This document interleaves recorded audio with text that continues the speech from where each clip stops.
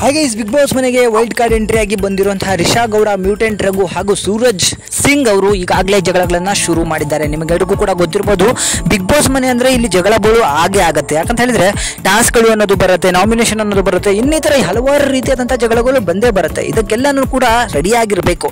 ಆದ್ರೆ ಮನೆಯಲ್ಲಿ ಒಂದು ಫಿಸಿಕಲ್ ಟಾಸ್ಕ್ ಅಂತ ಹೇಳಿ ಕೊಟ್ಟಾಗ ಆ ಒಂದು ಟಾಸ್ಕ್ ಗಳಲ್ಲಿ ಗೆಲ್ಲೋದು ಯಾರು ಸಿಕ್ಕಾಪಟ್ಟೆ ದಷ್ಟಪುಷ್ಟವಾಗಿರ್ತಾನೋ ಅವನು ಮಾತ್ರ. ಅದರಂತೆ ನಿಮಗೆ ಕೊಡಬಹುದು ಮ್ಯೂಟೆಂಟ್ ರಘು ಅವರು ಯಾವ ರೀತಿಯಾಗಿ ದಷ್ಟಪುಷ್ಟವಾಗಿದ್ದಾರೆ. ಫಿಸಿಕಲ್ ಟಾಸ್ಕ್ ಅಂತ ಬಂದ್ರೆ ಇವರನ್ನ ಮೀರ್ಸೋಕೆ ಯಾರ ಕೈಲೂ ಸಾಧ್ಯ ಇಲ್ಲ ಅಂತ ಹೇಳಿ ಇಡೀ ಕರ್ನಾಟಕಕ್ಕೆ ಗೊತ್ತು. ಆದ್ರೆ ಬಿಗ್ ಬಾಸ್ ಅವರು ಇವತ್ತೊಂದು ಒಳ್ಳೆ ಅದ್ಭುತವಾದಂತಹ ಫಿಸಿಕಲ್ ಟಾಸ್ಕ್ ಅನ್ನ ಕೊಟ್ಟಿದ್ದಾರೆ. ಆ ಟಾಸ್ಕ್ ನ ಪ್ರಕಾರ ಟೀಮ್ಗಳು 3 ಆಗಿದೆ, ಒಂದು ಗ್ರೀನು, ಒಂದು ಬ್ಲಾಕ್, ಒಂದು ವೈಟ್. ಸೊ ಅದರಂತೆ 3 ಟೀಮಲ್ಲೂ ಕೂಡ ಅದ್ಭುತವಾದಂತಹ ಆಟಗಾರನ ಹೊಂದಿದ್ದಾರೆ. ಬ್ಲಾಕ್ ಅಲ್ಲಿ ಬಂದ್ಬಿಟ್ಟು ಮ್ಯೂಟೆಂಟ್ ರಘು ಇದ್ದಾರೆ ಹಾಗೂ ಧನುಷ್ ಅವರಿದ್ದಾರೆ. ಈ ಟೀಮ್ ಸಿಕ್ಕಾಪಟ್ಟೆ ಸ್ಟ್ರಾಂಗ್ ಆಗಿಬಿಟ್ಟಿದೆ. ಯಾಕಂದ್ರೆ ಇಬ್ರು ಕೂಡ ಫಿಸಿಕಲಿ ಸ್ಟ್ರಾಂಗ್ ಇರುವಂತಹ ವ್ಯಕ್ತಿಗಳು. 3 ಟೀಮ್ಗಳನ್ನ ಮಾಡಿದ್ದಾರೆ ಹಾಗೂ ಹಲವಾರು ಕಾಯಿನ್ಗಳನ್ನ 3 ಟೀಮಿಗೂ ಬಿಸಾಕಲಾಗುತ್ತೆ ಬಿಗ್ ಬಾಸ್ ಟೀಮ್ ಇಂದ. ಅದನ್ನ ಕಲೆಕ್ಟ್ ಮಾಡಿ ಇಡ್ಕೋಬೇಕು.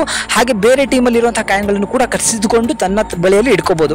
ಆದ್ರೆ ಮ್ಯೂಟೆಂಟ್ ರಘು ಅವರು ಸಿಕ್ಕಾಪಟ್ಟೆ ರ್ಯಾಶ್ ಆಗಿ ಈ ಆಟವನ್ನ ಆಡ್ಬಿಟ್ಟಿದ್ದಾರೆ.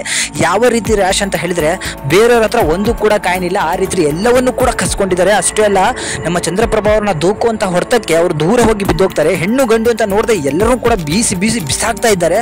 ಸೊ ಎಲ್ಲಾ ಕಾಯಿನ್ಗಳನ್ನು ಕೂಡ ಕಳ್ಕೊಂಡ ನಂತರ ರಿಷಾ ಗೌಡಂಗೆ ತಲೆಗೆ ಒಂದ್ ಸ್ವಲ್ಪ ಏರ್ಬಿಡುತ್ತೆ BP. ಸಿಕ್ಕಾಪಟ್ಟೆ ರ್ಯಾಶ್ ಆಗ್ಬಿಡ್ತಾರೆ. ಏಯ್ ನೀನೇನ್ ಮನುಷ್ಯನಾ, ನೀನ್ ಹೆಂಗಿದ್ಯಾ ನೋಡ್ಕೋ, ನಿಂತರ ನಾವು ಇದೀವ, ಯಾವ ರೀತಿ ಆಡ್ಬೇಕಂತ ಹೇಳಿ ನಿನಗೆ ಗೊತ್ತಿಲ್ವಾ ಅಂತ ಹೇಳಿ ಸಿಕ್ಕಾಪಟ್ಟೆ ರಾಂಗ್ ಆಗಿ ಮಾತಾಡ್ಲಿಕ್ಕೆ ಶುರು ಮಾಡ್ತಾರೆ.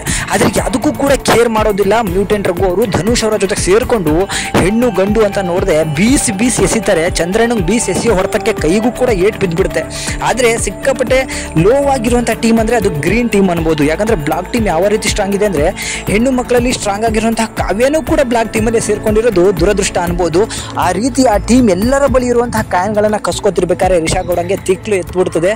ನೀನೇನ್ ಮನುಷ್ಯನ, ಯಾವ ರೀತಿ ಇದೆಯಾ ನೋಡು, ಎಲ್ಲರೂ ನಿಂತರ ಇದ್ದಾರ, ನೋಡ್ಕೊಂಡಾಡು, ಮ್ಯಾನ್ ಹ್ಯಾಂಡ್ಲಿಂಗ್ ಮಾಡಕ್ ಬಂದ್ರೆ ನನಗೂ ಗೊತ್ತಿದೆ ಹೆಂಗ್ ಮ್ಯಾನ್ ಹ್ಯಾಂಡ್ಲಿಂಗ್ ಮಾಡ್ಬೇಕು ಅಂತ ಹೇಳಿ ಸಿಕ್ಕಾಪಟ್ಟೆ ಭಯಕ್ಕೆ ಶುರು ಮಾಡ್ತಾರೆ. ಇದನ್ನ ಕೇರೇ ಮಾಡದೇ ಇರುವಂತಹ ಮ್ಯೂಟೆಂಟ್ ರಘು ತಾನೇ ಗೆಲ್ಬೇಕಷ್ಟೇ ಅಂತ ಹೇಳಿ ಸೊ ಎಮ್ಮೆ ಮೇಲೆ ಮಳೆ ಉಯ್ದಂಗೆ ಕುತ್ಕೊಂಡು ಎಲ್ಲರನ್ನು ಕೂಡ ಉರಿಸ್ತಾ ಇದ್ದಾರೆ. ಸೊ ಫಿಸಿಕಲ್ ಟಾಸ್ಕ್ ಅಲ್ಲಿ ಗೆಲ್ಬೇಕಾಗುತ್ತೆ, ಗೆಲ್ತಾರೆ.